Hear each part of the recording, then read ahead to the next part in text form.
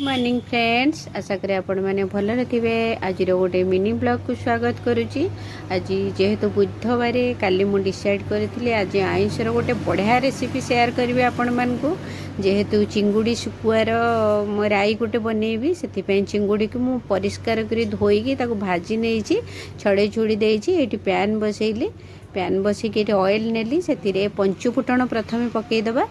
पंचुफुटनटा भलसे फुटीगला से आलू आउ टमाट पकेबा। जेहेतु आलू सहित चिंगुड़ी शुखुआ दे मैं बनैबी राई, आलू को पकईदेली से टमाट के पकई भलसे फ्राए करदेबा। आलू टे भलसे भाजी हो गला भलसे आलू को भाजीदबा। आलू टमाट को ता सहित हलदी लुण पकईदबा। हलदी लुण पकईदबा ताकू गोलाईदेबा आउ टिके भाजी नबा। एटी देखंतु भाजी हो गलानी। तापर से मु सोरिष मसलार गोटे पेस्ट बनई से पियाज रसुण अदा सुखिला लंका जीरा सब प्रकार मसला दे गोटे पेस्ट बनई देछि। ताकू पकईदेबा।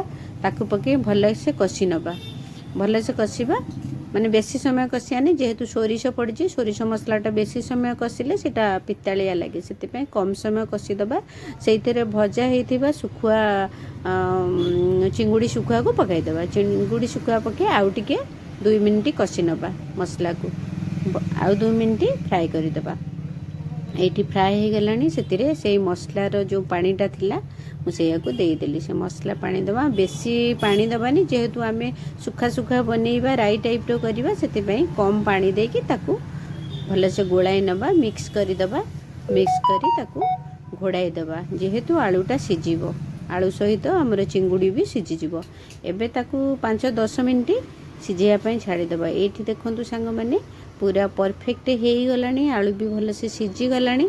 ताकू आउ टिके गोलाई नबा। गोलाई ताकू भलसे दाबी दुबी दबा। दाबी दुबी दे से आमर धनिया पत्र, देसी धनिया पत्र जो हुए बड़ बड़ पत्र वाला ताकू काटी चुन चुन कर पकईदबा। ये पकई ताकू भलसे देखु चापी चुपी दबा।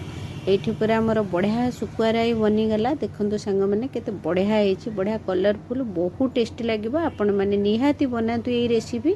मो वीडियोटी जदि आपण मानक भल लगुच मो पेज को लाइक कमेंट शेयर करदेवे। ये देखो मो गरम गरम सर्व करुँची। जेहेतु आज पखाड़ भात खाइबी, पखाड़ भात पाई एटा मो प्रस्तुत करिछि। आ रहिली जय जगन्नाथ। सांग मैंने टेक केयर, एन्जॉय।